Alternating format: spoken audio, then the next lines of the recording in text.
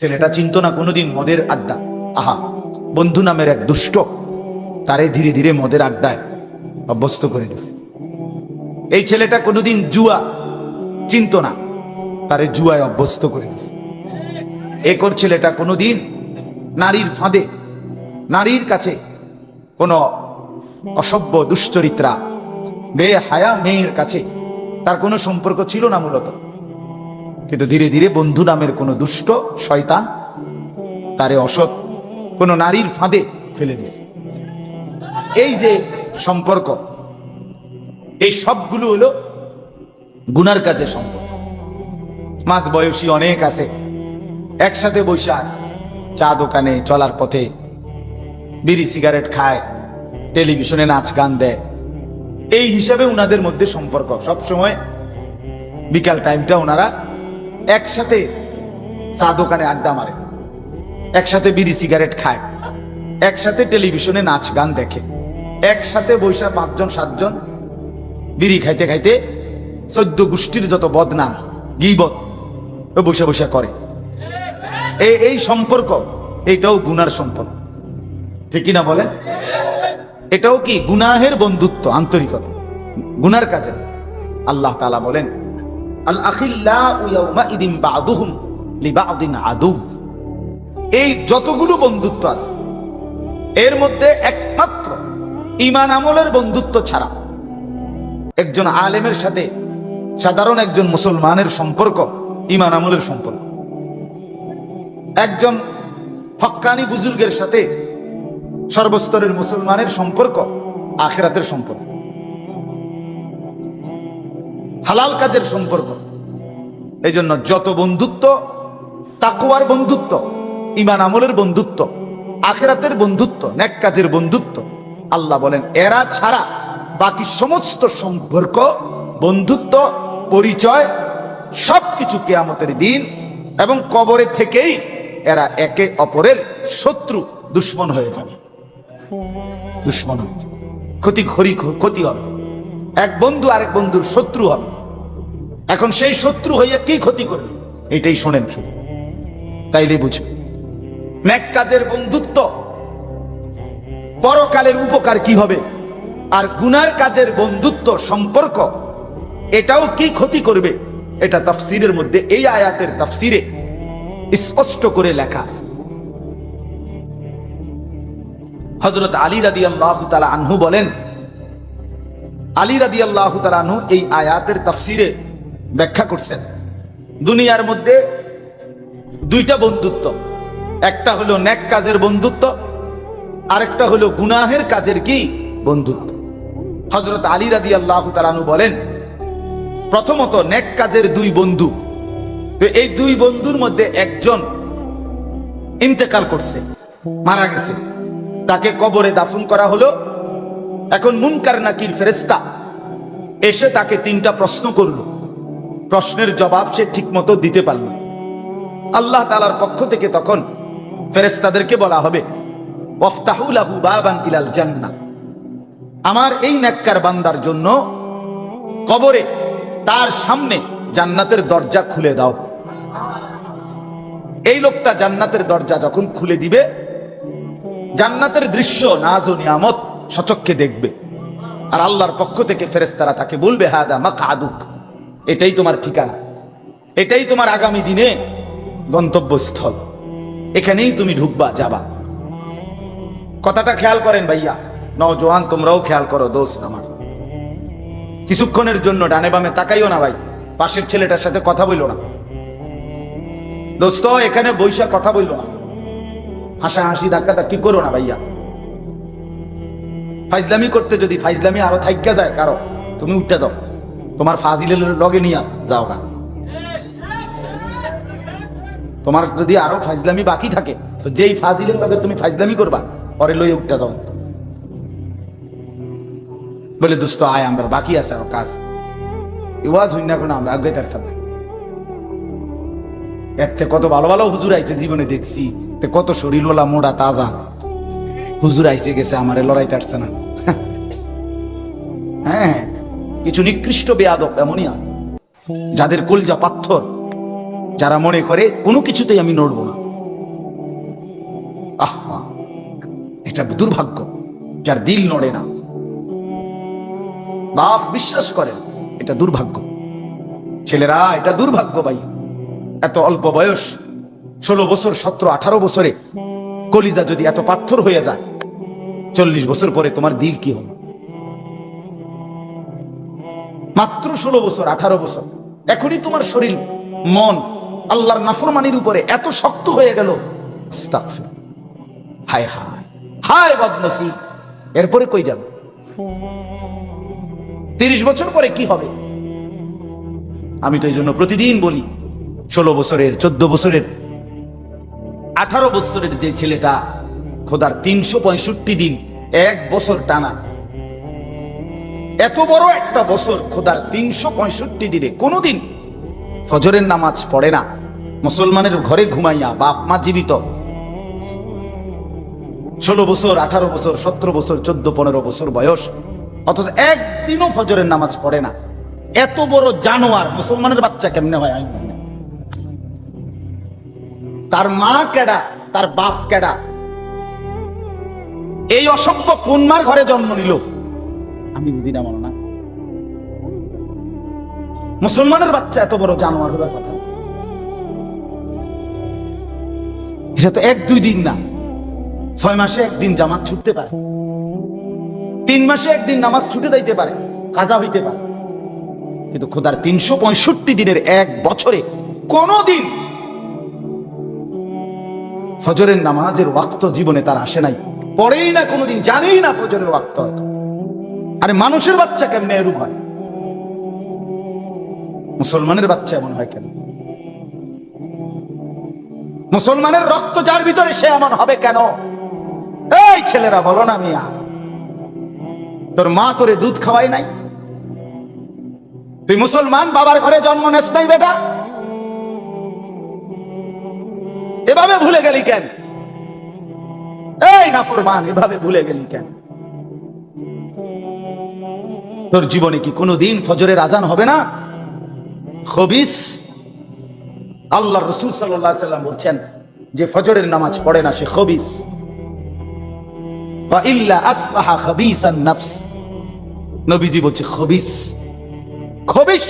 আর খবিস টয়লেটে থাকে, বাথরুমে থাকে, পেশাব পায়খানার মধ্যে থাকে, যে ওইটারে খবিস কয়। এই জন্য নবীজি বাথরুমে ঢুকতে, টয়লেটে ঢুকতে নবীজি দোয়া পড়তেন, আল্লাহ খবিস থেকে পানাহ চাই।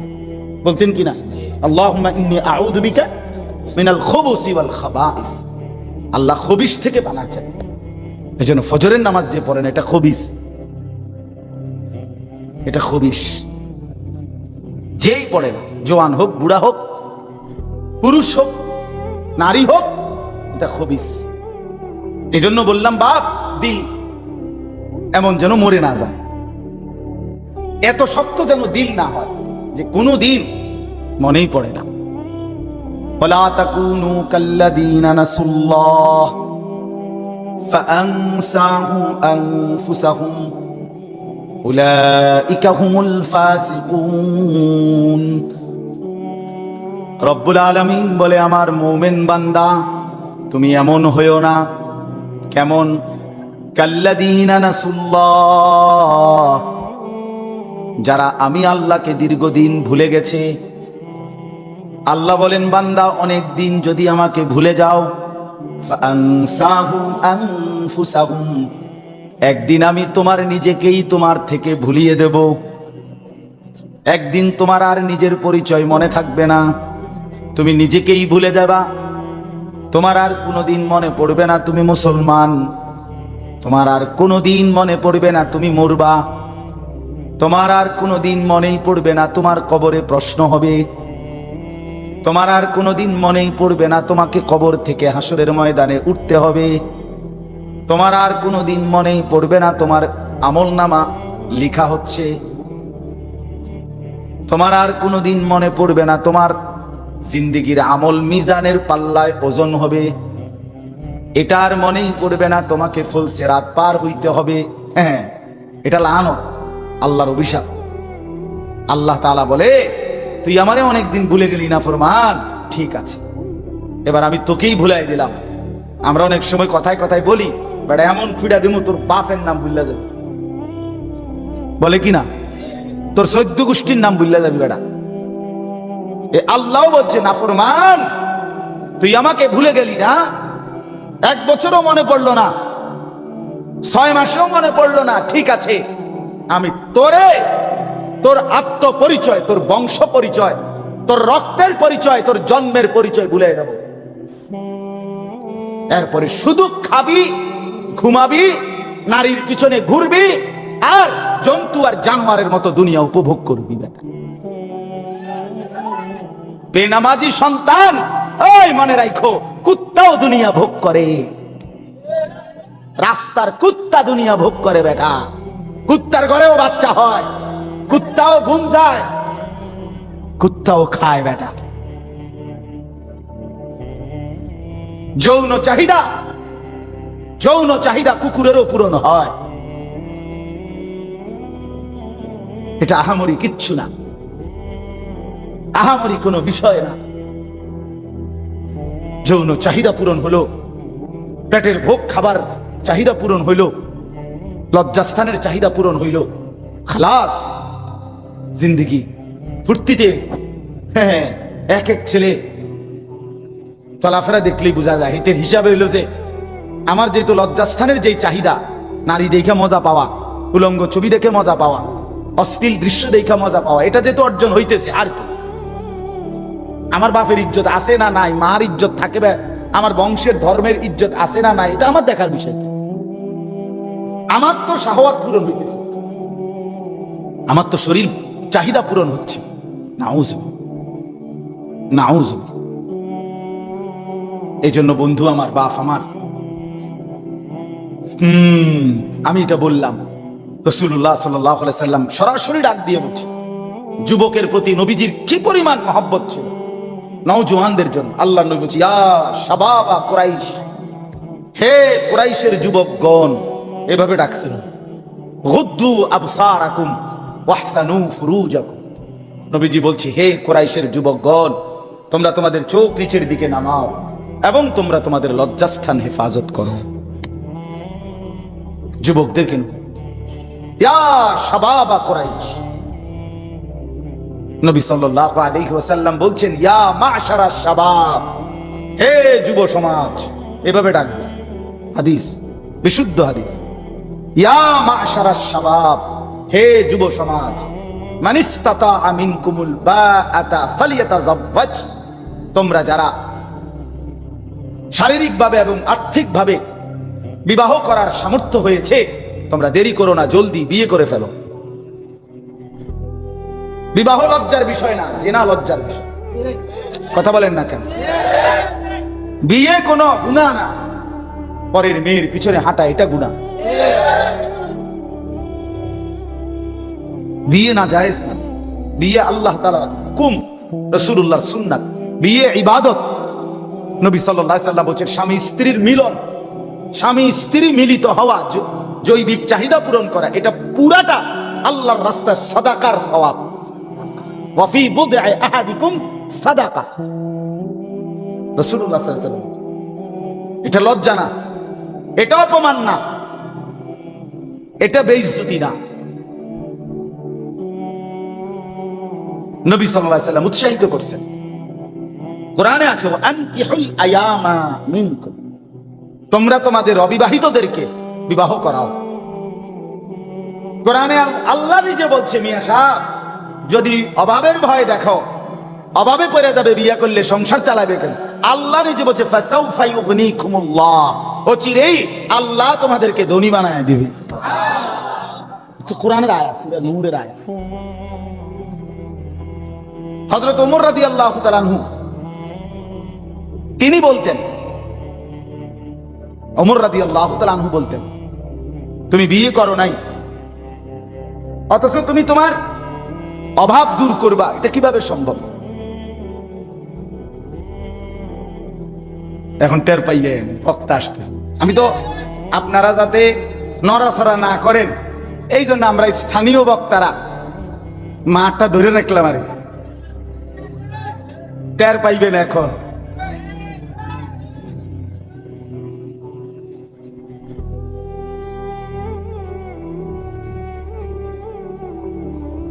মাশাআল্লাহ, নাম বলার কোনো দরকার আসেনি, হাসিটাই তো বলে দিছে কে না।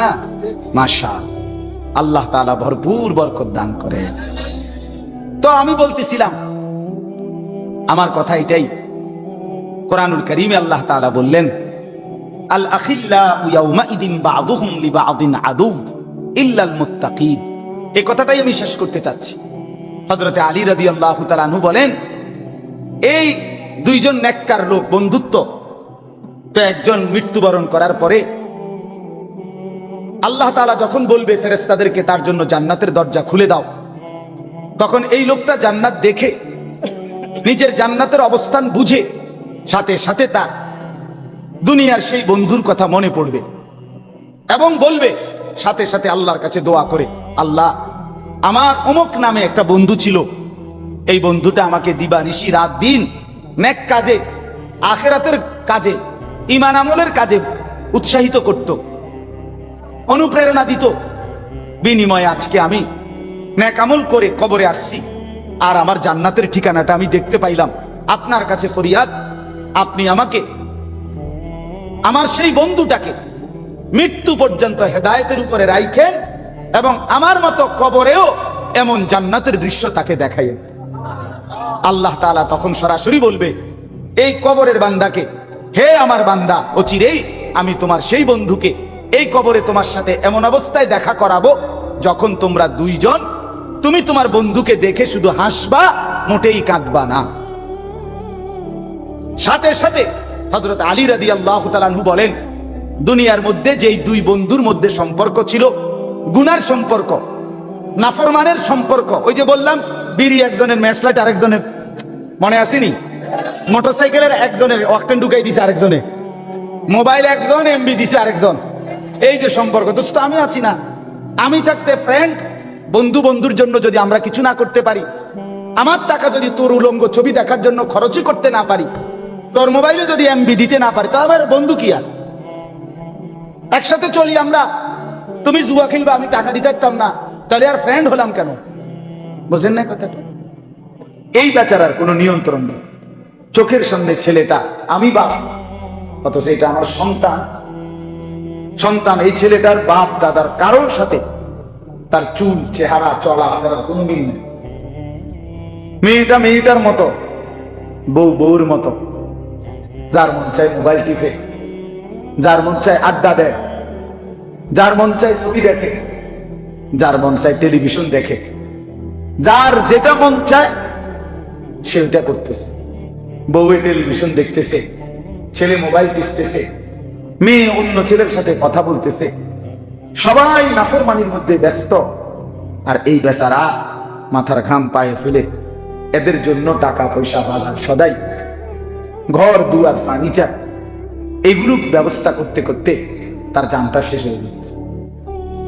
কিন্তু যাদের জন্য উপার্জন করতেছে তাদের কারো উপরে তার কোনো নিয়ন্ত্রণ নেই। এর চাইতে বড় দুর্ভাগ্য, এর চাইতে বড় বদনসিব আর কি বলে? আমার আজীবনের চিল্লাই এটা, সারাটা বছর আমি এই চিল্লাই এ কথা, সারাটা বছর আমার এই একই চিল্লান, একই আহাজারি করি যে কি রে বাপ, পুরাটা জীবন কষ্ট করে মাথার ঘাম পায়ে ফেলে এই টাকাগুলো রোজগার করতেছেন, এত কষ্ট করে এই ঘর সংসার সাজাইলেন, অথচ এই নাফরমান সন্তান খোদার 365 দিনে কোনদিন এমন সুন্দর তরতাজা ছেলে, 16 বছর 14 বছর, কোনদিন ফজরের নামাজ পড়ে না, খোদার একটা বছর কতদিন এত বড় জানোয়ার মুসলমানের বাচ্চা হয় কেমনে? এত বড় জানোয়ার মুসলমানের বাচ্চা হয় কেমনে? মুসলমানের বাচ্চা হয় কেন বলেন? তুমি বাবার জীবনের সার্থকতাটা কি? এই মার জিন্দেগির সার্থকতাটা কি বলেন? বুঝাইয়া বলেন, একজন জবাব।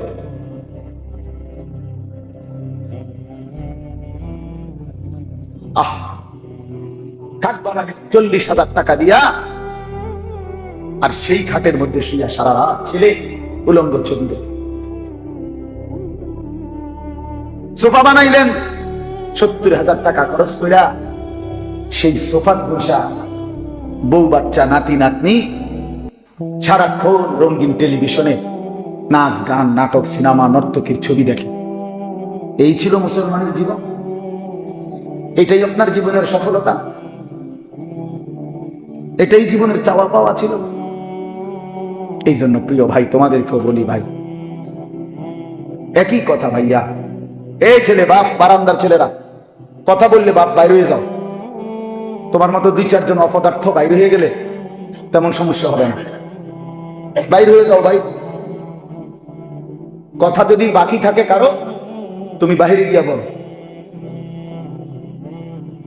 এতটুকু দিমাগ যদি না হয় বেটা, মসজিদ এটা শিখবা কোন দিন দোস্ত? খামখেয়ালি ছুটবে কোন দিন?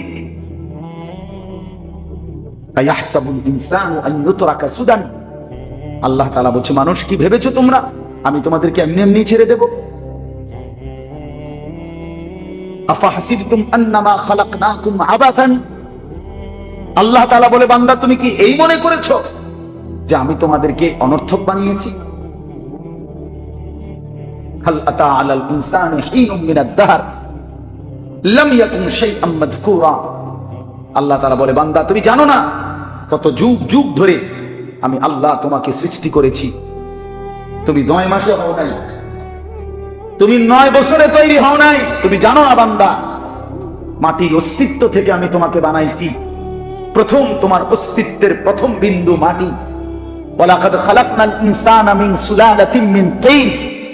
আল্লাহ তাআলা বলেন, মাটির সারাংশ থেকে আমি আল্লাহ মানুষকে বানিয়েছি। সেই মাটিটা যেটা থেকে তোমারে বানাইছি, সেটা আমি কত হাজার বছর ধরে এই পৃথিবীতে রাখছি। পৃথিবীর কেউ জানতো না, শুধু আমি আল্লাহ জানি। কথা বুঝেন নাই? শুধু আল্লাহ জানে, আল্লাহ জানেন, শুধু আল্লাহ জানেন। মাটি থেকে খাবার উৎপাদন করেছি, সেই খাবারের কণিকার মধ্যে তুমি ছিলা, তোমার অস্তিত্ব ছিল। সেখান থেকে নির্দিষ্ট পরিমাণ খাবার তোমার বাবা ভক্ষণ করছে। সেই বাবার খাবার থেকে আমি আল্লাহ বীর্যের ফোঁটা তৈরি করেছি, তুমি তার মধ্যে ছিলা। সেখান থেকে একটা নির্দিষ্ট সময়ে তোমারই বাবা মায়ের মিলনে উভয়ের বীর্য একত্র করে মিন নুতফাতিন আমশাজ একত্রিত করে মায়ের জরায়ুতে আমি আল্লাহ স্থাপন করেছি। সেখান থেকে আরো 9 মাস ধারাবাহিকভাবে মায়ের রেহেমে, মায়ের জরায়ুতে আমি আল্লাহ তোমাকে তৈরি করেছি। জমাট রক্ত, গোশতের টুকরা, হাড্ডির কঙ্কাল, নাক কান চোখ দিয়ে গোশত মিলাইয়া একদিন রূহ ফুঁকে দিয়ে মায়ের পেট থেকে বের করে এই পৃথিবীর আলো দেখতে দিছি। তুমি জানো না বান্দা, তোমারে বানাইতে আমার বহুদিন লাগছে। আমি সেই মালিক, যে মালিক কোন বললে হয়ে যেত। আল্লাহ তো কোন বললেই হয়ে যায়, হও বললেই তো হয়ে যায়, ঠিক কিনা বলেন? তাহলে আমারে আপনারে আল্লাহ তাআলা 9 মাস লাগাইলো কেন? 9 বছর লাগাইলো কেন? এত লম্বা সময়। আমরা জানি না মাটি হিসাবে কতদিন ছিলাম, আমরা জানি না খাবার হিসাবে কতদিন ছিলাম, আমরা জানি না বাবার বীর্য হিসাবে কতদিন ছিলাম, আমরা জানি না মায়ের জরায়ুতে কোন দিন স্থাপন হলাম, আমরা জানি না 9 মাসে কোন দিন নাক লাগাইছে কোন দিন। কেউ বলতে পারে? বলো ছেলেরা, একটা ছেলে বলো, বাপ তোমার মায়ের গর্ভে যে তুমি ছিলা 10 মাস, তোমার নাক লাগাইছে কোন দিন? তোমার চোখ লাগাইছে কোন দিন? এমন সুন্দর যত্ন করে শরীর সাজাইছে যিনি, তিনি পৃথিবীর কাউকে জানান নাই। তোমার মাকেও বলে নাই, মাকেও জানাই নাই যে মা আজ রাতে তোর ছেলের নাক লাগাবো, আজকে রাতে তোর ছেলের কান লাগাবো। আল্লাহ বলে, না বান্দা, পৃথিবীর কাউকে না জানিয়ে শুধু আমি একা অন্ধকারের ভেতরে আমি নিজ হাতে তুমি বান্দাকে বানাইছি। তুই আমার বড় মহব্বতের বান্দা, তুই আমার বহুতই আদরের বান্দারে, তোরে আমি বড় যত্ন করে বানিয়েছি। ওয়ালাকাদ খালাকনাকুম সুম্মা সাওয়ারনাকুম। আল্লাহ বলে, বান্দা শুনো, তোমাদেরকে আমি বানিয়েছি, তোমাদেরকে আমি আল্লাহ সাজিয়েছি, বানাইছিও আমি, সাজাইছিও আমি। এই নাক, এই চোখ, হাত, পাও, অঙ্গ প্রত্যঙ্গ, এটা আমার সেটিং, আমি আল্লাহর বাছাই, এটা আমার ডিজাইন, পৃথিবীর কারো ডিজাইন না। কি বলে? আল্লাহর ডিজাইন কিনা এটা? আমাদেরকে এইভাবে সাজিয়েছেন কে? আল্লাহ তাআলা বলেন ঠিক এভাবে আবার আজকে যেমন সাজিয়েছি হাসরের ময়দানে হুবহু হুবহু ওই চোখ, ওই নাক, ওই কান, ওই চুল, ওই চামড়া তোমারটাই আবার প্রয়োজনে লক্ষ কোটি বছর হোক কবর থেকে আবার হুবহু সেটাই আমি আবার ফেরত দাঁড় করাবো। বালা কাদিরিনা আলা আন নুসাব্বিয়া বানানা বানানা। এটা তো আশ্চর্য তরজমা। আল্লাহ বলছে বান্দা শোনো, হাসরের ময়দানে তোমার শরীর আমি শুধু হুবহু আগেরটা ফেরত আনবো এটা না, বরং আলা আন নুসাব্বিয়া বানানা। এই বানানা শব্দের অর্থ হলো মানুষের আঙ্গুলের এই যে ভিতরে যে রেখা আছে, আপনারা সহজে বুঝবেন। মানুষ যে ফিঙ্গার দেয়, ফিঙ্গার মানে মেশিনের মধ্যে আপনি হাত আঙ্গুল রাখে না, ওই যে পাসপোর্টের সময়, ভিসার সময়, হ্যাঁ এয়ারপোর্টে কি করতে হয়, এরকম মেশিনের মধ্যে ফিঙ্গার দেয়। এটা দিলে এই ভিতরের রেখাগুলো ওঠে, এটা আবার সেটিং করে রাখে। এই 800 কোটি মানুষ যে বর্তমান পৃথিবীতে, 800 কোটি মানুষ যদি হয় বর্তমানে, এই 800 কোটি মানুষ যদি প্রত্যেকের এই বুড়া আঙ্গুল এভাবে মেশিনে রাখে আলাদা আলাদা, এই জায়গা এতটুকু, কিন্তু এই রেখা এতটুকু জায়গার 800 কোটি ভিন্ন ভিন্ন, একটার সাথে মিলবে না। এটা কি কারিগর, কেমনে বানাচ্ছেন? আমাদের একবার এক হাজি মহিলা হারায় গেছিল হজের সময়, আমাদের কাফেলা মহিলা একটা কাগজও নিয়ে গেছে না হোটেল থেকে, একের কিচ্ছু না, কিছুই নিছে না বেটির লাগে, হোটেলের একটা কার্ডও নাই। আইরে আমরা চিন্তায় এই বেটিকে পাইবো কেমনে। রাত্র 11টার দিকে সৌদি মুআল্লিম অফিস থেকে ফোন দিছে আমাদের মুআল্লিমের কাছে, বাংলাদেশি মুআল্লিমের কাছে, যে আপনার মহিলা হাজি অমুক নাম, আপনি এসে নিয়ে যান। তা আমাদের মুআল্লিম ঠিয়া ওইখান থেকে মহিলারা আসছে, তো জিজ্ঞেস করছে যে আপনারা ওনারা কেমনি চিনলেন যে এটা আমার হাজি? মহিলার কাছে কিছুই নাই, কিন্তু শেষ পর্যন্ত আমরা তার ওই ফিঙ্গার আবার মেশিনে যখন দিছি, তখন তো ওই ফিঙ্গার দেওয়াতেই পুরা তথ্য এটা চলে আসছে। তো এখানেই তো আছে কম্পিউটারে যে সে কোন হাজি, কার গ্রুপ, কার কি, সব শুধু আঙ্গুলের ছাপ দিয়া। তো আমার অর্থ হইল আল্লাহ তাআলা বলে এই আলা আন নুসাব্বিয়া বানানা অর্থ হইল আল্লাহ বলে বান্দা হাসরের ময়দানে এই দুনিয়ার ফিঙ্গার আঙ্গুলের যে ছাপ রেখা আমি আল্লাহ আদম থেকে নিয়ে ইসরাফিলের ফু পর্যন্ত যত কোটি মানুষ বানাইছি প্রত্যেককে যে আলাদা আলাদা রেখা দিছি, ওই আলাদা রেখা দুনিয়াতে যেটা দিছিলাম হাসরের ময়দানে হুবহু ফিঙ্গারটা রেখাগুলো ওইটাই ফেরাই আনবে। এখনকার ফিঙ্গার হাসরের মাঠে আবার দিও, তোমারটাই আসবে। সুবহানাল্লাহ। এজন্য বাপ আমার, বন্ধু আমার বলার উদ্দেশ্য ছিল এই কথাটাই বলা, নিজের জীবনের কদর করা, নিজের ভুলে না যাওয়া। ছেলেরা তোমরা ভাইবা দেখো বাপ, নিজেদের চেহারা, নিজেদের সুরত, নিজেদের চলন ভলন, সারাদিনের নিজেদের ব্যস্ততা আল্লাহর সাক্ষী রাইখা, প্রিয় বন্ধু আমার, তুমি আমার সন্তান, তুমি আমার ভাই, কেউ হয়তো আমার ছেলের বয়সী, কেউ আমার ভাইয়ের বয়সী, তোমাদেরকে অনুরোধ করছি বাবা, একটা বার নিজের সাথে নিজে বোঝাপড়া কইর যে এরই নাম মুসলমান। তুমি মুসলমানেরই সন্তান, যে 5 ওয়াক্ত নামাজ, এক বেলা নামাজও যার পড়তে মন চায় না, তুমি মুসলমানেরই সন্তান। সকাল থেকে নিয়ে রাত 12টা, 1টা, 2টা পর্যন্ত সারাটা দিন তুমি মোবাইল নিয়েই ব্যস্ত, নারী, ছবি, নাচ, গান, অশ্লীল দৃশ্য, বেহায়াপনা, এরই নাম মুসলমানের সন্তান। চেহারা, মাথার চুল থেকে পায়ের নখ পর্যন্ত কোনো কিছুতেই ইসলামের কোনো চিহ্ন নাই, এরই নাম মুসলমানের সন্তান। মুসলমান এমনই হওয়ার কথা ছিল। রাসূলুল্লাহ সাল্লাল্লাহু আলাইহি ওয়াসাল্লামের 23 বছরের মেহনত এজন্যই ছিল। বলেন কি হবে সেদিন? আমি বলি বাস, প্রিয় নবী সাল্লাল্লাহু আলাইহি ওয়াসাল্লাম হাসরের ময়দানে প্রত্যেকের আমলনামা, এই উম্মতের সকলের আমলনামা নবীজি দেখবেন।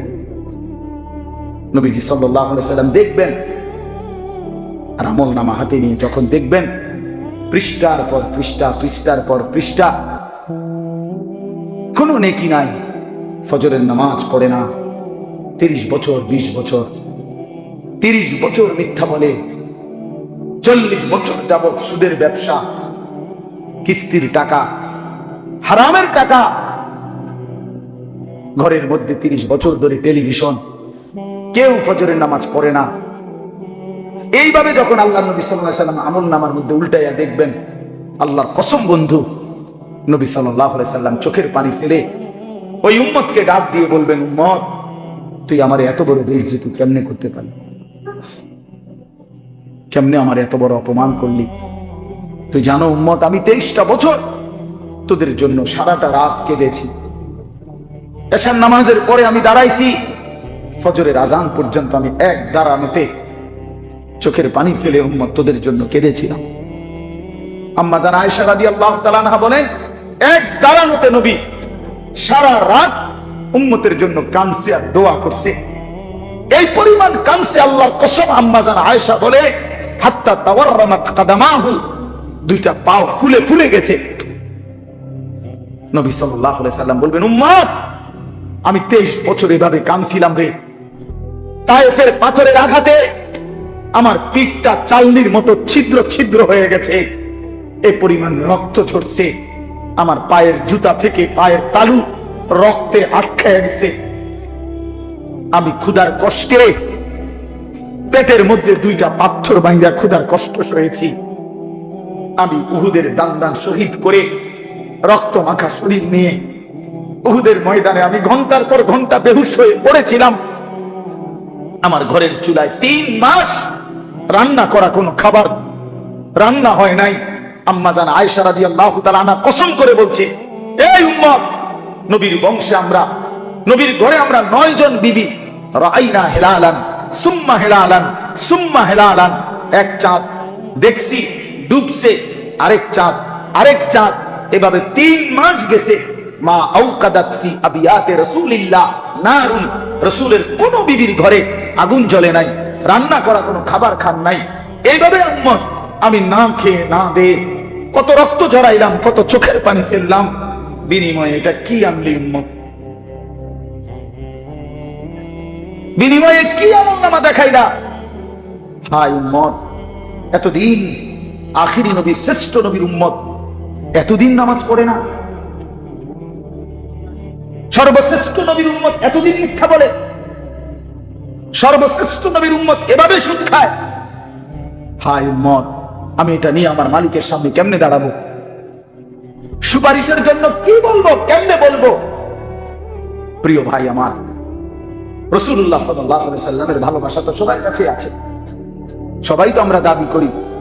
ভালোবাসা নিয়ে কত ধাক্কা ধাক্কি, ভালোবাসা নিয়ে কত ফতুয়াবাজি, নবীর মুহাব্বত, নবীর ভালোবাসা, এই নিয়ে কত ঠেলাঠেলি। তো প্রত্যেকের ভিতরেই তো ভালোবাসার দাবি আছে। ভালোবাসার সেই দাবিতে রাসূলুল্লাহ সাল্লাল্লাহু আলাইহি ওয়াসাল্লাম তিনি যদি লজ্জা পান হাসরের ময়দানে, তো কি হবে আমাদের পরিণতি? ফাকাইফা ইযা জিনা মিন কুল্লি উম্মাতিন বিশাহীদ ওয়া জিনা বিকা আলা হাউলা'i শাহীদা। সূরা নিসার আয়াতটা, এই আয়াতের তাফসীরের মধ্যে আছে আল্লাহ তাআলা হাসরের ময়দানে নবীজির সামনে, এই আয়াতের একটা তাফসীর এটা যে নবীজির সামনে উম্মতের আমলনামা খুলে দেখাবে।